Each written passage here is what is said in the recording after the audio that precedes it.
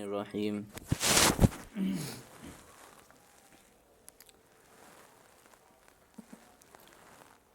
آج 10 رمضان المبارک ہے، اور 10 رمضان المبارک آج سے قریب 1400 سال پہلے ایک امت کی ماں اور آپ صلی اللہ علیہ وسلم کی جانثار، جانسپار اور غمخوار وفادار بیوی حضرت خدیجہ رضی اللہ عنہا کی وفات کا دن ہے۔ یہ اس لیے تذکرہ کر رہے ہیں تاکہ جو ہمارے ماضی کی تاریخ ہے اور جو اسلامی تاریخ ہے خاص طور سے وہ ہمارے سامنے گزرتی رہنا چاہیے،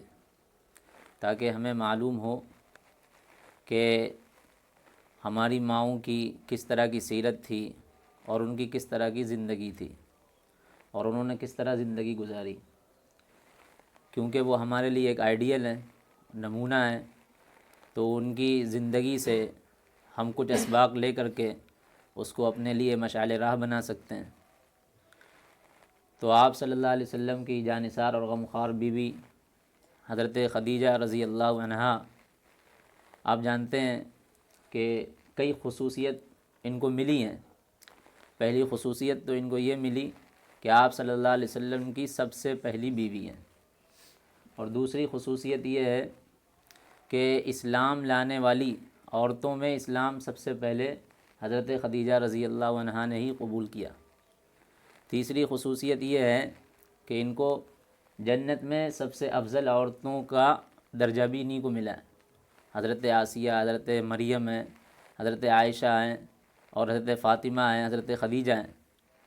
اور چوتھی خصوصیت یہ ہے کہ آپ صلی اللہ علیہ وسلم کی جتنی بھی اولادیں ہیں سوائے ایک کو، جتنی بھی اولادیں ہیں سب حضرت خدیجہ رضی اللہ عنہا کے بدن سے ہی ہیں۔ تو اس لحاظ سے آپ رضی اللہ عنہا کا مقام جو ہے اور مرتبہ بہت زیادہ بڑھ جاتا ہے، بہت زیادہ آپ کے مقام اور مرتبے میں بلندیت آ جاتی ہے۔ اور آپ صلی اللہ علیہ وسلم بھی بہت زیادہ حضرت خدیجہ رضی اللہ عنہا سے محبت اور الفت کیا کرتے تھے۔ آپ کو بتاؤں کہ آپ صلی اللہ علیہ وسلم کی جو زندگی ہے، جب آپ کی وفات ہوئی ہے تو اس وقت جو ہے آپ صلی اللہ علیہ وسلم کو ایک بہت بڑا غم لگا تھا، کیونکہ حضرت خدیجہ وہ عورت تھی جنہوں نے اپنا سارا مال و دولت اسلام کے لیے صرف کر دیا تھا، کیونکہ مکہ کی سب سے مالدار اور خاتون تھی نا۔ آپ صلی اللہ علیہ وسلم نے کاروبار کیا حضرت خدیجہ رضی اللہ عنہا کا، پھر کاروبار کرنے کے بعد نکاح ہوا۔ نکاح کب ہوا؟ جب آپ صلی اللہ علیہ وسلم کی عمر 40 سال کی تھی، حضرت آپ صلی اللہ علیہ وسلم کی عمر 25 سال اور حضرت خدیجہ رضی اللہ عنہا کی 40 سال کی عمر تھی۔ اس وقت میں آپ صلی اللہ علیہ وسلم کا نکاح ہوا، چچا ابو طالب نے پڑھایا، اور اس کے بعد کی زندگی یہ ہے کہ جب آپ صلی اللہ علیہ وسلم کو نبوت ملی، یعنی آپ کے سر پر نبوت کا تاج رکھا گیا، جب آپ کو نبی بنایا گیا، یعنی جب جو ہے امام الانبیاء بنایا گیا، تو اس وقت آپ کو پتہ کیسا کفار کا زور شور تھا، مشرکین مکہ کس طرح جو ہے قتل کے در پہ تھے، اور کس طرح جو ہے تکلیف اور پریشانیوں کا سامنا تھا آپ صلی اللہ علیہ وسلم کو۔ تو ایسے میں ایک پیچھے سے ظاہر سی بات ہے کوئی جو ہے تسکین، کوئی کیا کہتے دل کی جو ہے تشفی کرنے والا کوئی ہو، تو ایسے وقت میں جب آپ صلی اللہ علیہ وسلم کو نبوت ملی تھی اور جب پہلی آیت نازل ہوئی تھی، تو اس وقت جو ہے آپ صلی اللہ علیہ وسلم کے اوپر ایک ہیبت طاری ہو گئی تھی، ایک خوف ایسا طاری ہو گیا تھا، کیونکہ جبرائیل علیہ السلام پہلی مرتبہ آئے اور پہلی بار جو ہے سینے سے لگایا، اور لگانے کے بعد کہا پڑھو، کہا نہیں پڑھیں، پھر کہا پڑھو، کہا نہیں پڑھیں، پھر کہا پڑھو۔ تو اس وقت جو ہے پھر تیسری بار میں اقرا بسم ربک الذی والی جو آیتیں نازل ہوئی ہیں، تو آپ صلی اللہ علیہ وسلم کے دل میں ایک خوف اور گھبراہٹ سی ہونے لگی تھی۔ تو آپ صلی اللہ علیہ وسلم اس ڈر کی وجہ سے آ کر کے فوراً چادر اوڑھ کر کے لیٹ گئے۔ جب چادر اوڑھ کر کے لیٹ گئے تو پھر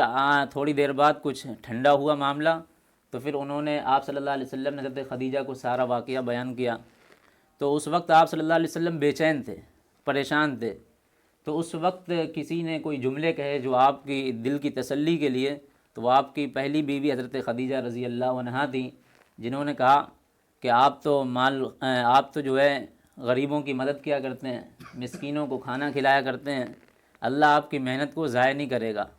یہ جملے انہوں نے کہے تھے تو آپ صلی اللہ علیہ وسلم کی جان میں جان آ گئی تھی، یعنی آپ صلی اللہ علیہ وسلم کو تھوڑی سی ہمت ملی تھی۔ تو یہ آپ صلی اللہ علیہ وسلم کی ہمت حوصلہ آور بیوی تھیں، نیک اور پارسا بیوی تھیں۔ تو یہ جب جملے کہے تب آپ صلی اللہ علیہ وسلم کو تھوڑا سا جو ہے ایک ہمت اور جو ہے تھوڑی سی حوصلہ افزائی ہوئی۔ اس کے بعد جب آپ رضی اللہ عنہ کا انتقال ہوا ہے تو اس وقت آپ صلی اللہ علیہ وسلم بہت سے پریشان تھے، مایوسی چھائی ہوئی تھی۔ کیوں مایوسی چھائی ہوئی تھی؟ اس کی وجہ یہ کہ ایک تو ساری پریشانیوں میں حضرت خدیجہ رضی اللہ عنہ ساتھ دے رہی تھیں، اب وہ ان کا انتقال ہو گیا تھا، اور ادھر چچا ابو طالب کا بھی انتقال ہو گیا ایک ہی سال میں۔ تو اس سال کا نام ہی آپ صلی اللہ علیہ وسلم نے عام الحزن رکھ دیا، یعنی غم کا سال۔ تو یہ آپ صلی اللہ علیہ وسلم کی وفادار بیوی تھیں، اور اسلام کے لیے انہوں نے بہت کچھ قربان کرا اور بہت کچھ قربانیاں دی ہیں۔ مکہ کی تکلیفیں آپ رضی اللہ عنہ نے بھی برداشت کری ہیں اور ساتھ دیا ہے۔ تو یہ آپ صلی اللہ علیہ وسلم کی غمخوار بیوی بھی ہیں، اور اسی طرح آپ صلی اللہ علیہ وسلم ان سے بے حد زیادہ محبت کرتے تھے۔ اس کا ایک حدیث یہ ہے کہ حضرت عائشہ رضی اللہ عنہ ایک بار جو ہے آپ صلی اللہ علیہ وسلم حضرت خدیجہ کا ذکر کر رہے تھے، تو حضرت عائشہ رضی اللہ عنہ نے کہا کہ آپ تو صرف جو ہے حضرت خدیجہ کا ہی ذکر کرتے ہیں، حالانکہ وہ تو ہیں بھی نہیں اس دنیا میں اب۔ تو کہا نہیں ہے تو کیا ہوا، ساری کی ساری اولادیں آپ رضی اللہ عنہ سے ہی ہیں میری۔ اور حضرت خدیجہ تو وہ عورت تھیں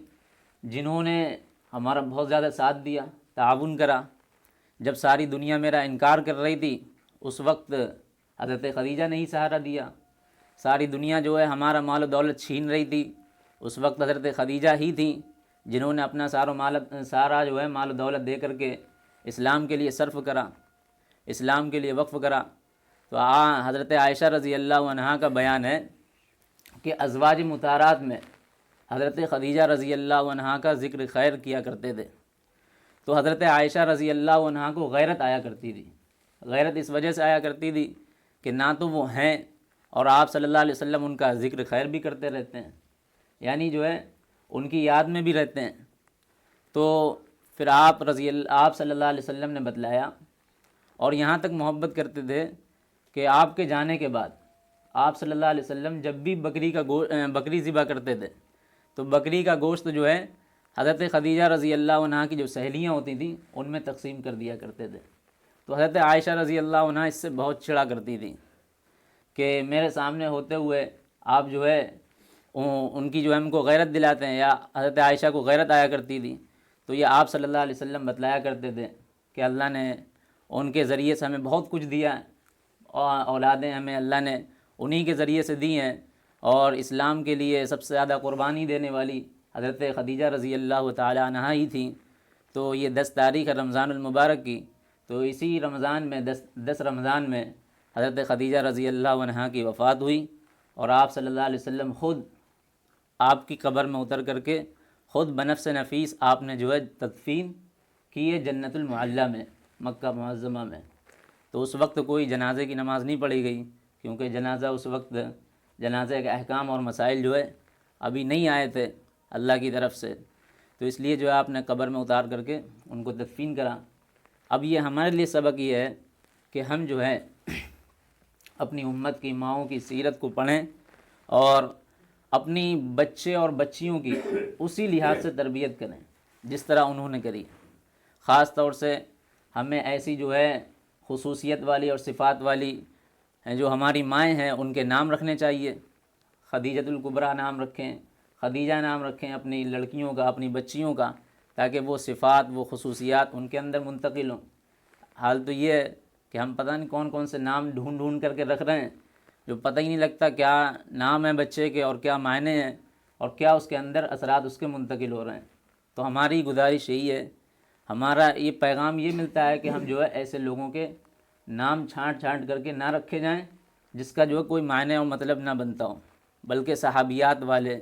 اور صحابہ والے نام رکھیں۔ اللہ کریم سے دعا ہے کہ اللہ تعالی ہم تمام لوگوں کو کہنے سننے سے زیادہ عمل کرنے کی توفیق عطا فرمائے، اور آپ کی قبر مبارک پر رحمتیں برکتیں نازل فرمائے، اور کروڑوں رحمتیں برکتیں نازل فرمائے، اور آپ کے توسل سے ہم تمام کی مغفرت فرمائے۔